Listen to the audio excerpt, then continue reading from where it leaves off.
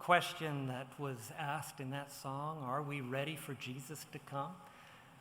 I could listen to a lot more of that kind of music. Thank you for sharing that music with us.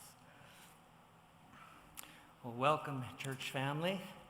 I should let you know right up front that in this prophecy conference, I'm probably the one presenter who doesn't bring any original thinking to the last 6 verses of Daniel 11.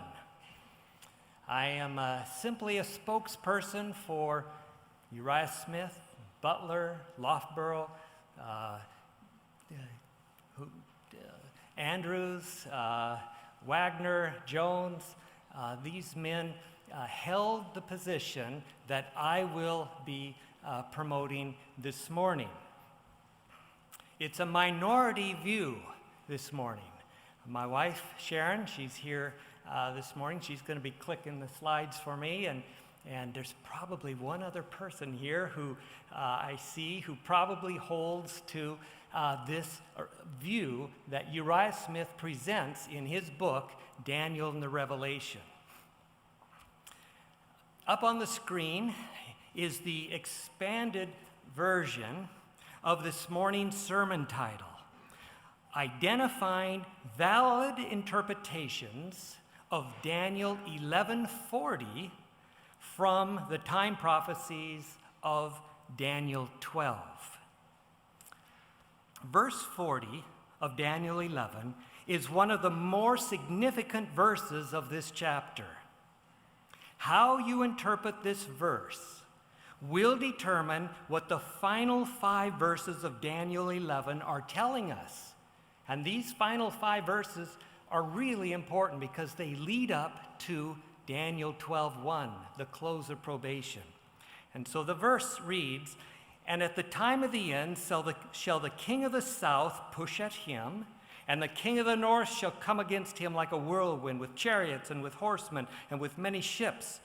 And he shall enter into the countries and shall overflow and pass over." Daniel 11:40. Now, I can list a half a dozen different interpretations of this verse found within the Seventh-day Adventist Church. However, we all realize that there is really only one true interpretation of any prophetic text of Scripture. So we are making a decided effort here at the Daniel 11 Prophecy Conference to find that correct interpretation. Ellen White wrote, quote, "Now when everything is dissension and strife, there must be decided efforts to handle, to publish with pen and voice these things that will reveal only harmony." That's letter 37, 1887.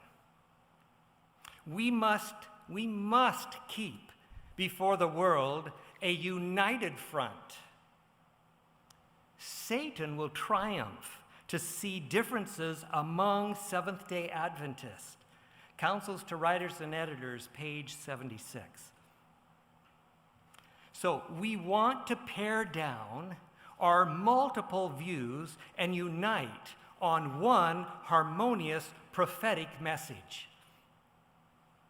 If we cannot do this, then God's church loses and Satan triumphs. So you see, our 3rd annual conference on Daniel 11 is far more than simply an academic exercise. To narrow down these options, I'm going to use a prophetic key that is found in the following statement. Quote, "An understanding of the hope of Christ's second coming is the key that unlocks all the history that follows and explains all the future lessons." Letter 208, 1906. Prophecy is simply history told in advance so that this second coming key unlocks all future history. If it unlocks all future history, then it has to unlock an explanation of Daniel 11:40. And it's the 3 time prophecies of Daniel 12, the 1260, the 1290, and the 1335 that bring us to this key, this hope of Christ's second coming that will unlock Daniel 11:40. Now, these 3 time prophecies provide a date for the fulfillment of the Feast of Trumpets, which is directly related to the hope of Christ's second coming. To discover important prophetic dates, God requires the Bible student to sometimes combine together 2 or more separate time prophecies. For example, to arrive at the date August 11, 1840, required Josiah Litch to combine the 5-month time prophecy of Revelation 9:10 with the hour and a day and a month and a year time prophecy of Revelation 9:15. And to arrive at the date October 22, 1844, required William Miller to unite the 70-week time prophecy of Daniel 9:24 with the 2300-day time prophecy of Daniel 8:14. He's had to be united. And for what I consider to be the most important prophetic date in all of Scripture, we are required to unite not 2 time prophecies, but 3 time prophecies, the 1260, the 1290, and the 1335. How does that work? Well, the wise spoken of in Daniel 12:10 came to understand that the 1290 had to be subtracted from the ending date of the 1260, which is 1798, and that gave them the year AD 508, to which they added the 1335 prophecy that gave them the date 1843. Now, don't tell me that you don't understand this, because Daniel 12:10 says, "And none of the wicked shall understand," and we don't want to be part of the wicked, so tell me you understand this.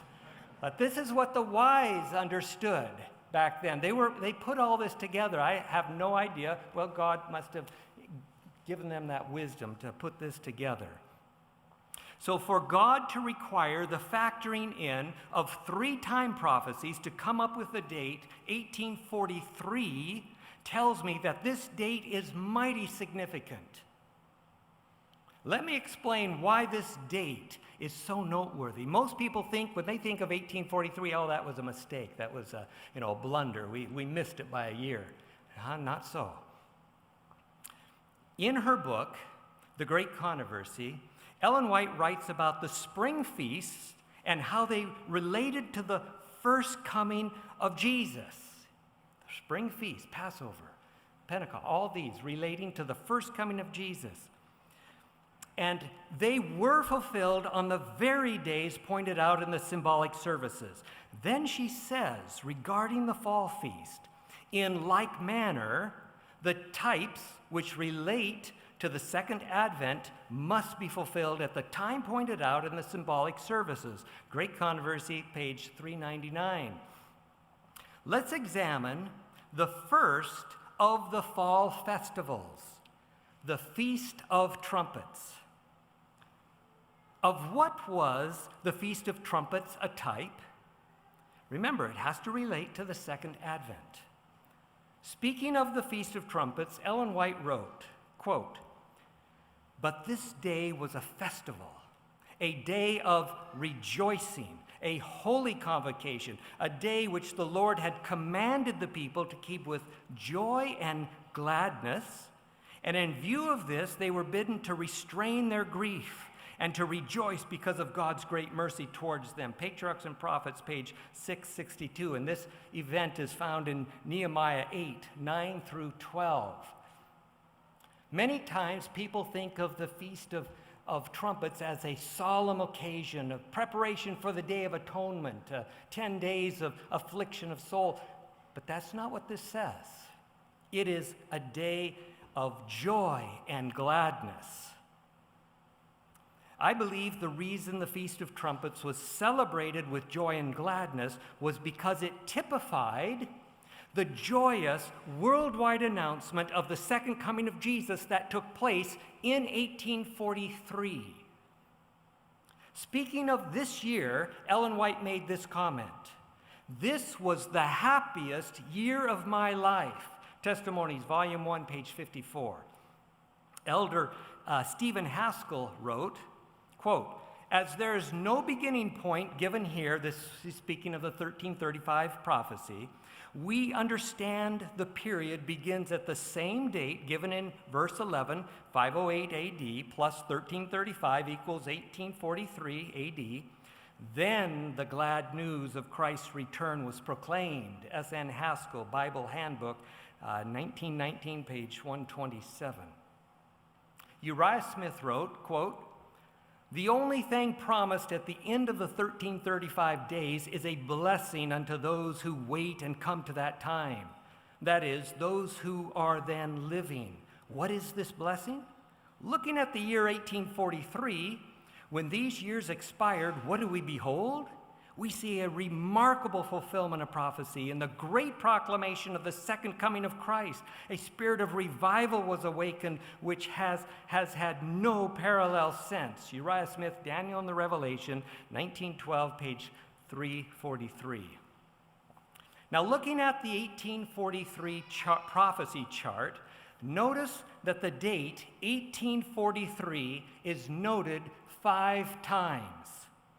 Ellen White wrote regarding this chart, "The Lord showed me that the 1843 chart was directed by his hand, and that no part of it should be altered, that the figures were as he wanted them, that his hand was over and hid a mistake in some of the figures so that none could see it until his hand was removed." Review and Herald, November 1, 1850. What mistake was hidden from view? The mistake had to do with the calculating of the date for the 2300-day time prophecy. The date 1844 was at first hidden from their view. Why did God's hand direct the figures on this chart to all come out to 1843? Because the climax of the announcement of the second coming of Jesus was to take place at the end of the 1335-day prophecy in 1843. There was no mistake in the 1335 prophetic calculation. This climax for the announcement of the second coming of Christ took place in the fall of that year, the very time of year that the Feast of Trumpets was to have been fulfilled. I believe that this worldwide announcement of the second coming of Jesus was the antitypical fulfillment of the Feast of Trumpets. That feast has a time prophecy that tells us when it would be fulfilled, and that time prophecy is found in Daniel 12:12, the 1335-day prophecy. And this fulfillment came in 1843 on the first day of the 7th ceremonial month of the Jewish calendar, which was also a monthly new moon festival. Now, the Feast of Trumpets was designed by God to be fulfilled on a new moon festival for a very important reason. The new moon celebration foreshadows the actual event of the second coming of Jesus. The new moon festival and the seventh-day Sabbath will be celebrated throughout eternity in commemoration of both the creation of this world and the second coming of Jesus, bookends of the great controversy waged here on planet Earth. That's why it says there in Isaiah 66:23, it shall come to pass. And we often think, oh, what's this new moon bit all about? From one new moon to another, and from one Sabbath to another, shall all flesh come to worship before me, saith the Lord. This is important. We will be keeping the new moons for all eternity. It's amazing.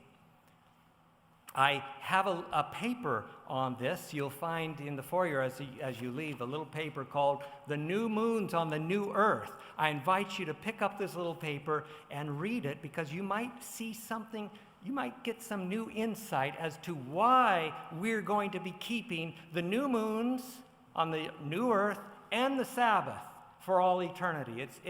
It's really special information that I think you will enjoy. If this understanding of the new moon and the Feast of Trumpets is a brand new thought to you, study this out for yourself. Be like the Bereans. They heard the word with all readiness of mind, and then they went home to see whether these things were true. So that's the thing to do.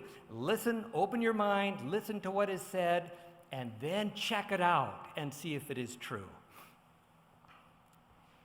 And for those watching, you can find this document on the homepage of my website, thirdwoe.com, and you can download it there in a PDF for those who would like to look at this.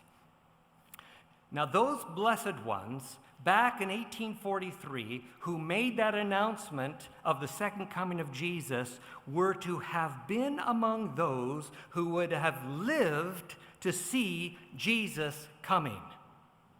It had been the plan from the dawn of creation that the great controversy would come to an end in the latter half of the 1800s. The 2300-day prophecy, along with the 1335-day prophecy, had been declaring such for millennia.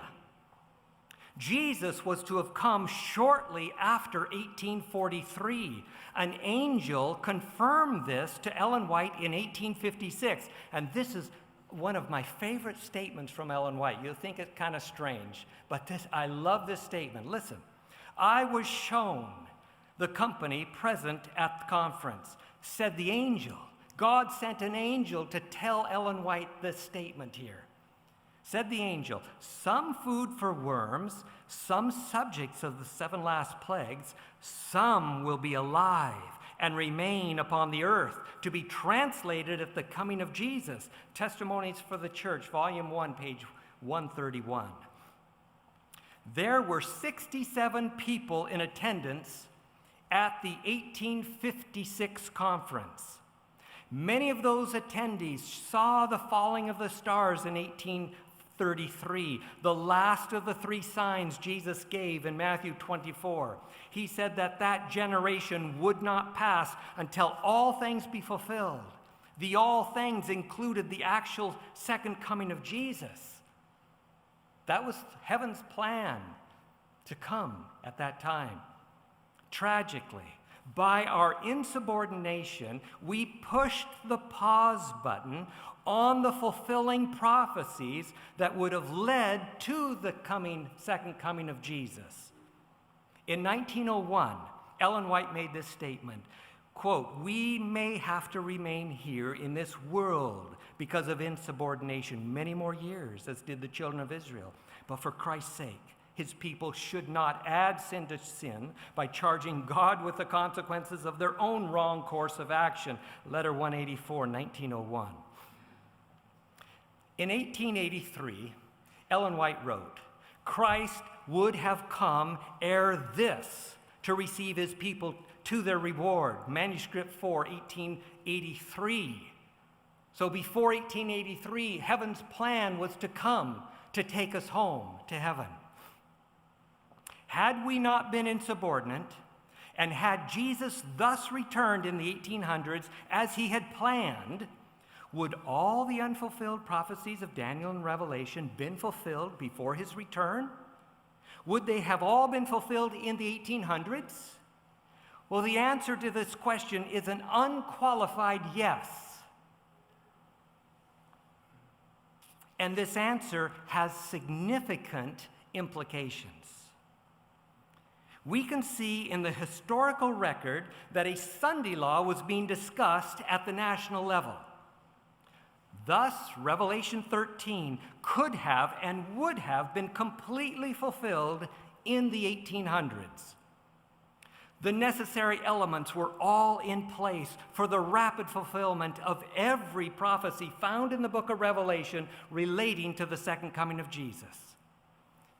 With this truth, we have just provided for ourselves an important key to help us identify valid interpretations for all end-time prophecies, including Daniel 11, verse 40. With this key, we know that the interpretation for the locus of Revelation 9 as being military helicopters cannot be a valid interpretation because military helicopters were not present in the 1800s when Jesus was to have returned. Back in the early 1980s, I had embraced Dr. Robert Hauser's view that the 7 kings of Revelation 17 were the 7 popes serving after 1929. After I discovered this key from the 1335-day time prophecy, I realized that my interpretation on Revelation 17:10 could not be valid. My interpretation of prophecy required our forefathers to delay the second coming of Jesus. Had Jesus returned in the 1800s, then my view of Revelation 17:10 could not have been fulfilled. Now, if I wanted to stay with my Revelation 17 interpretation of the 7 kings being 7 popes, I would have to show why there is no key in this truth that Jesus was to have come in the 1800s. How would I do that? Well, very easily. I would simply appeal to the foreknowledge of Jesus. He knew he wouldn't be coming in the 1800s, and to show us that he knew this, he gave Daniel and John prophecies that could not have possibly been fulfilled in the time in which he said he was coming, the 1800s. Now, this may work for you, but this idea doesn't fit with my view of God's character of integrity. For Jesus to have stated so clearly that he was coming within the lifetime of those living in 1856, while knowing that he had given prophecies that could not and were not designed to be fulfilled until many decades after they would have died, does not sit right with me.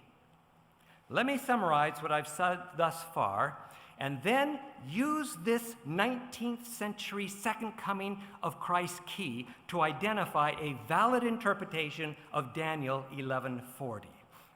In summary, end-time prophecies had to have all been fulfilled before the time that Jesus was to have returned, which was in the lifetime of those who were present at that 1856 conference. He was to have come in the lifetime of those blessed ones who waited and came to the 1,305 days, 1843. Jesus was to have come in the lifetime of those who fulfilled the Feast of Trumpets by giving the announcement of Jesus' second coming. Now, let's use this second coming key, this fact that Jesus was to have come in the latter half of the 19th century, to identify a valid interpretation of Daniel 11:40. The king of the north in Daniel 11:40 is understood by most Seventh-day Adventists to represent the papacy empowered by the military might of the United States. To claim that the king of the north in Daniel 11:40 is papal-led Protestant Christianity backed by America's military, we must be able to show that in the latter half of the 19th century, the socio-political landscape of America would have permitted such an alliance with papal Rome.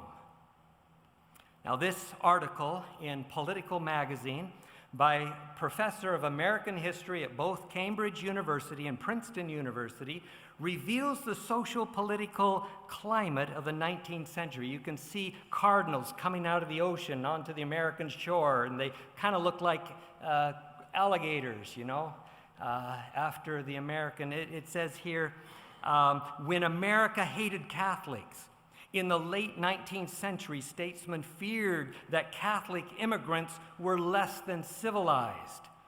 And this cartoon depicts America's view of the Roman Catholic Church in the 19th and early 20th century. The caption reads, "The papal octopus, Romanism, is a monster with arms of satanic power and strength, reaching to the very ends of the earth, the arm of superstition crushing the American child, that of subversion crushing the American flag."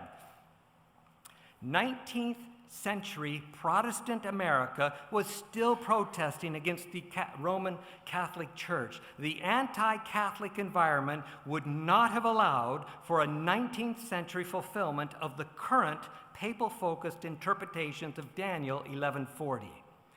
Just before the turn of the 19th century, the Pope lost his papal supremacy by the infliction of the deadly wound. Quoting from an article, The Origin and Decline of the Papal States, Melissa Snell writes, quote, "Beginning in 1870, when the annexation of papal territory put an official end to the papal states, the popes were in a temporal limbo. This came to an end with the Lateran Treaty of 1929, which set up the Vatican City as an independent state," close quote. Ellen White wrote in 1911, "The pacific tone of Rome in the United States does not imply a change of heart. She is tolerant where she is helpless." Great Controversy 565. And she says, quote, "At that time, a French army entered Rome, made the Pope a prisoner, and he died in exile. Though a new Pope was soon afterwards elected, the papal hierarchy has never since been able to wield the power which it before possessed." The Great Controversy, page 266.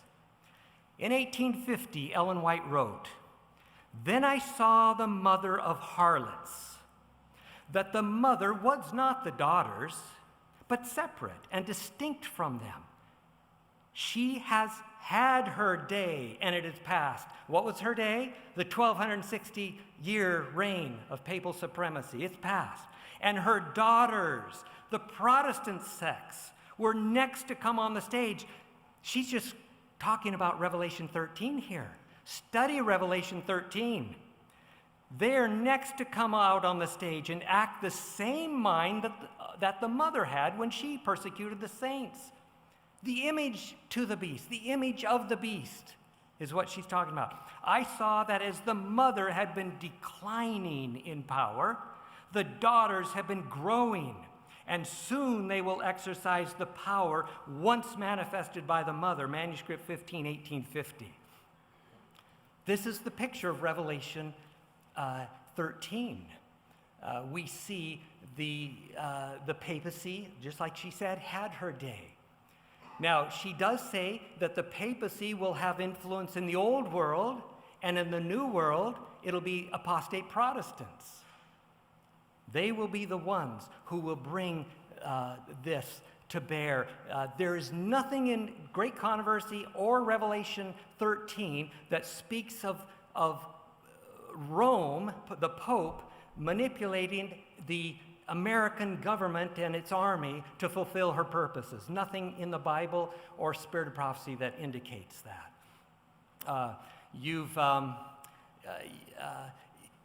We're told that when we get a national Sunday law here in this country, the other countries of the world will follow her example. They're not going to be forced.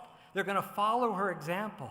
There's going to be a supernatural being who arrives on planet Earth, Satan impersonating Christ, we're told will go from city to city to encourage a universal Sunday law. Everybody will bow down to this majestic being who calls down fire from heaven, who raises the dead, who speaks all these words. They're going to think it's Christ himself.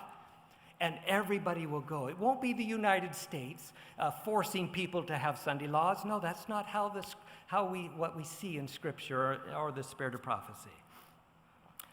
The focus of prophecy in Revelation 13 switches from the papal beast to the beast with the lamb-like horns, the apostate Protestant daughters. Therefore, a papal-focused interpretation of the final verses of Daniel 11 would not be in harmony with Revelation 13. Viewing the papacy as having any alignment with the military might of the United States between the years 1798 and 1929 does not fit with the facts of history or with the inspired writings. The effects of the deadly wound on the papacy kept the papacy politically irrelevant and helpless throughout the entire 19th century, the very century Christ was to have come. Teaching that the King of the North in Daniel 11:40 is a coalition power consisting of the papacy backed by the U.S. military power would be you could say, a valid option for the late 20th century, even if it was a fulfillment of prophecy, but I don't see that in Great Controversy or in Revelation 13. But if it was, it would be valid in the late 20th century, but history tells us that it is not a valid option for the late 19th century, the very time when Jesus was to have returned.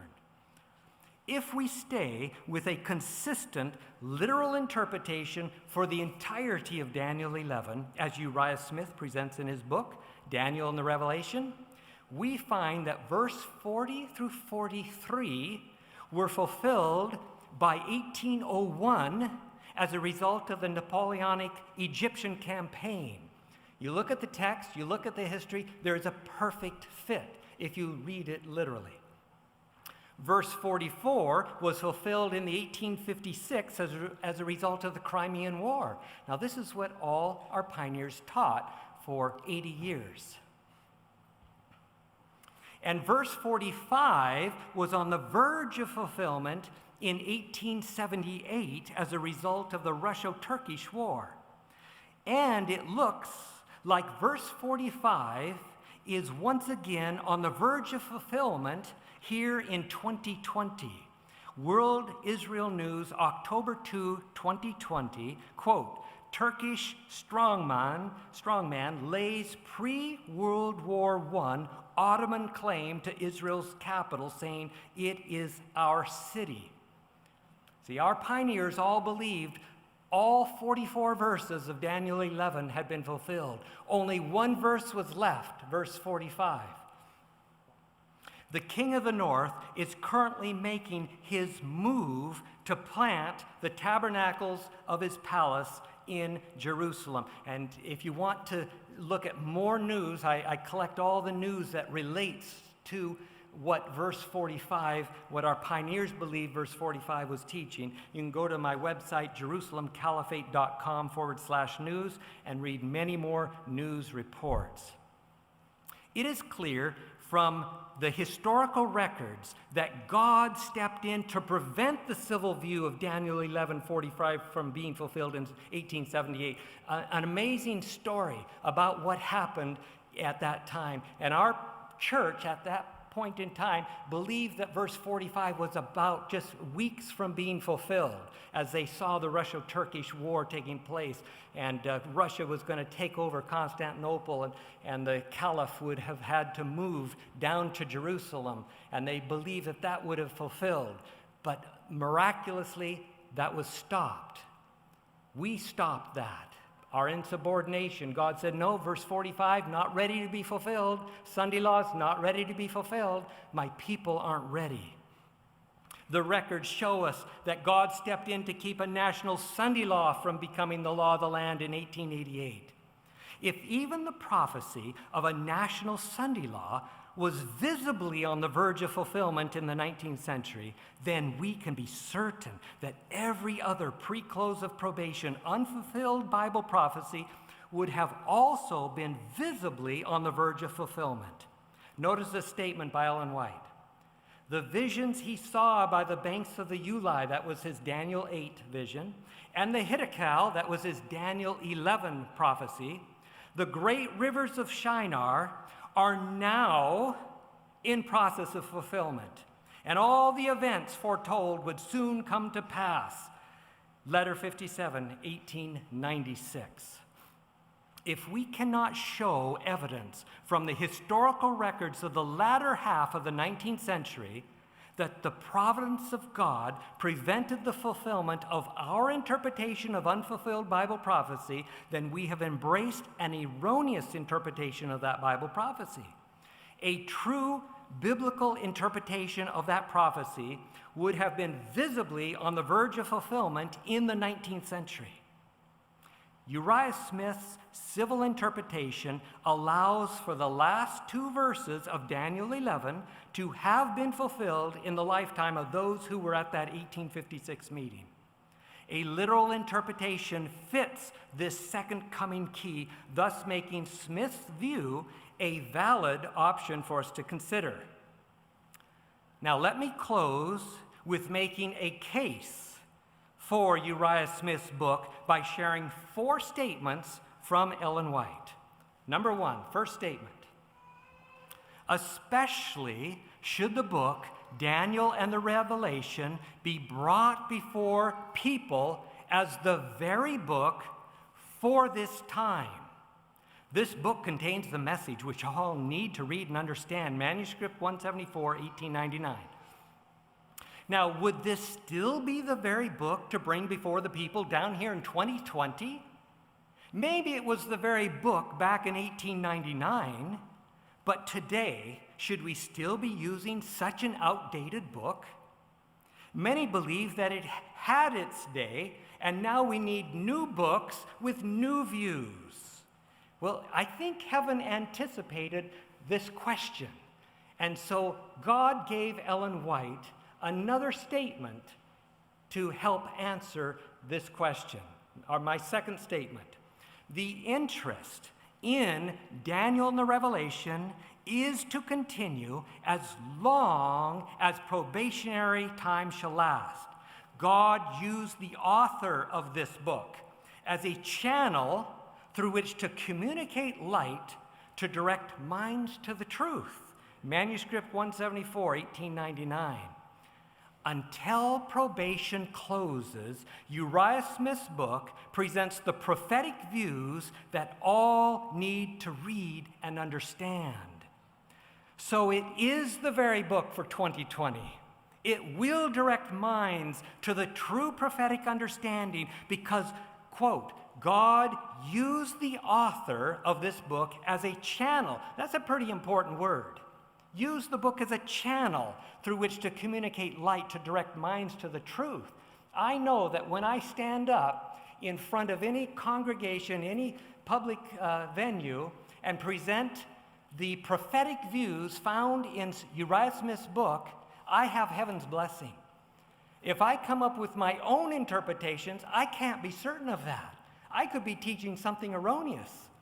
But because I know that that is the book that I am to share with the world until probation closes, I know that I can, with confidence, present the prophetic views found in that book and speak with authority and power because I know that God channeled this message to his church. God said we must prophesy again, and he would not have channeled erroneous hermeneutics on one of the most important prophecies in the book, the last prophecy just before Michael stands up. That's really important. Okay, number 3. Everything that can be done should be done to circulate thoughts on Daniel and the Revelation. I know of no other book that can take the place of this one. It is God's helping hand. Manuscript 176, 1901. Ellen White's book couldn't take its place. Great Controversy can't take the place of that. Daniel's book and Smith's book has information that Ellen White's book doesn't have. These two go together. They must be put together. The prophetic views that are found in this book are the very views that God himself wants the world to hear.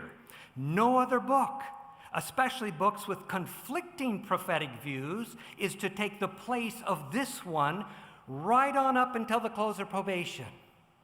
Now, is every detail absolutely correct in this book? Not necessarily.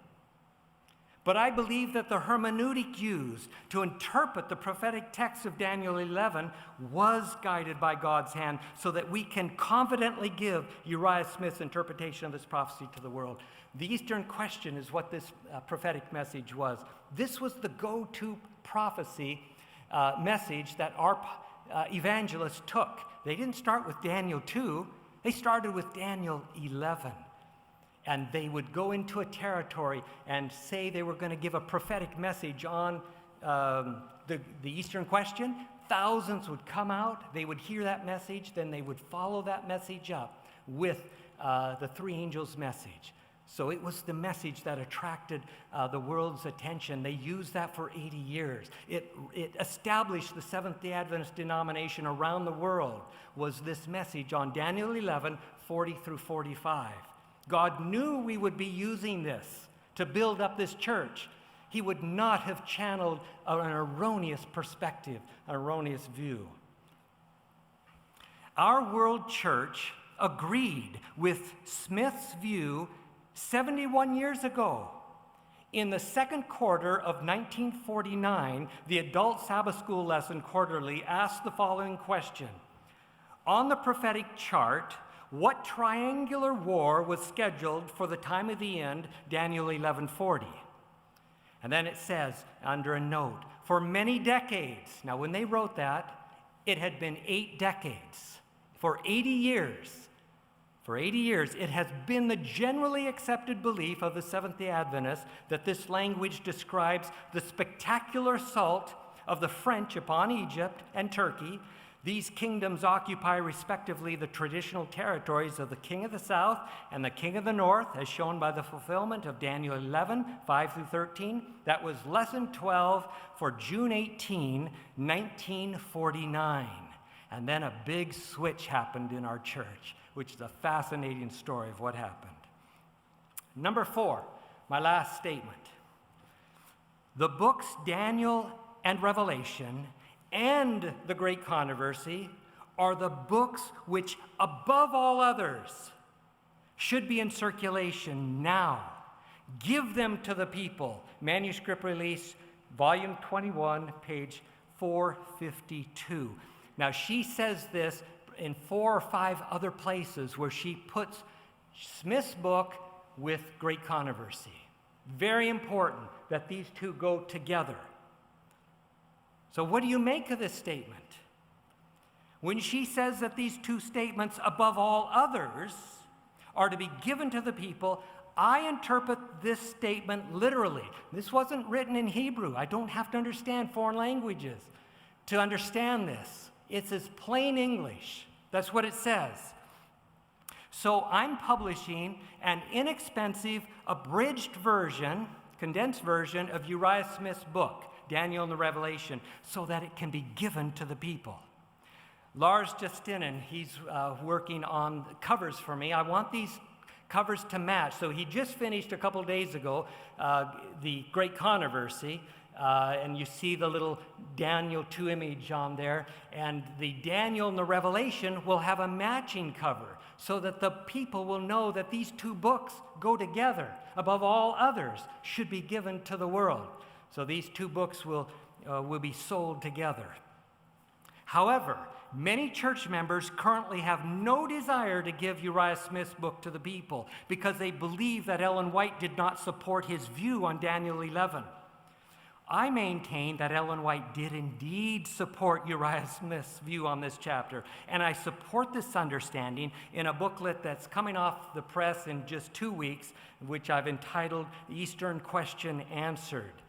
Also coming off the press in a couple weeks is a pocketbook I've just entitled Daniel, which uses material from Uriah Smith's book. I took this condensed, and not only condensed, but the language is updated to the 21st century for Uriah Smith's book. And so in this little pocket booklet here, you will you can read chapter 2. I've also included in this pocketbook chapter 11, verses 40 through 45, because that's present truth prophecy. I've included that, along with the warning of Satan's impersonation of Christ, and then a way to download these books, Daniel and the Revelation, Great Controversy, Steps to Christ. And you can read these by going to thirdwoe.com, and they're in Kindle format and PDF format, so you can look at them before they get printed. This Daniel booklet was designed to be used in conjunction with our Daniel 2 images that you see up on the screen. We've purchased a couple large Modix 3D printers from Israel and are printing 16-inch models to place on your desk. See, this is what I have here. You put this on your desk at work, and then you put a little booklet holder, and I've made these books so that they're 4.25 inches, so they fit in the back pocket. So when you're at a fair or any public venue and you have the 8-foot model sitting there, people look at that and say, what in the world is that all about? Well, you hand them this little booklet, see, and it tells you and on the cover of the booklet, you can see I have the picture of the image that we made that was out here in your own parking lot here. Yeah. So we have a 16-inch model and an 8-foot model to display at public events. And the Daniel pocketbook explains what this image is all about. We're also making a medium-sized 4-foot image. One just came off the press yesterday, the printer. This one will fit a 62 linear inch case, the maximum size for checked luggage. So this one, you can, and they all come apart. Go back to the one before. Even that 8-foot one, see my Prius Prime there? You know, they don't have much room in the back, but that fits in the back of my car, because the head it all comes apart, see, and you can just pack it around. So we're making this other one to fit in this luggage so that you can carry it more easily, and it will sit on a 30-inch table, you know, at your fair booth, and it will be 6'6", so it'll be 3 inches taller than me. So you'll be able to. People can see it over your head. It'll still be visible, still be something to draw people's attention. You want somebody to notice what you have so you can give books away. Now, these 3D images that are coming off our printers are not for sale, nor are the publications that we're printing for sale. As God provides the means, they will be freely provided to all who will distribute Uriah Smith's book along with the Great Controversy. We've been told that these prophetic images, like we're making, would be used in the closing work to promote our prophetic truths. Ellen White wrote, Elder Simpson, has large lifelike representations of the beasts and symbols in Daniel and Revelation, Evangelism 205. Okay, so he has these big images. In fact, you can see them over here in someplace on campus, here on the campus over there. And then she says, I am pleased with the manner in which our brother, Elder Simpson, has used his ingenuity and tact in providing suitable illustrations for the subjects presented. Representations that have a convincing power. Such methods will be used more and more in the closing work. Manuscript 105, 1906. So let's use these methods more and more.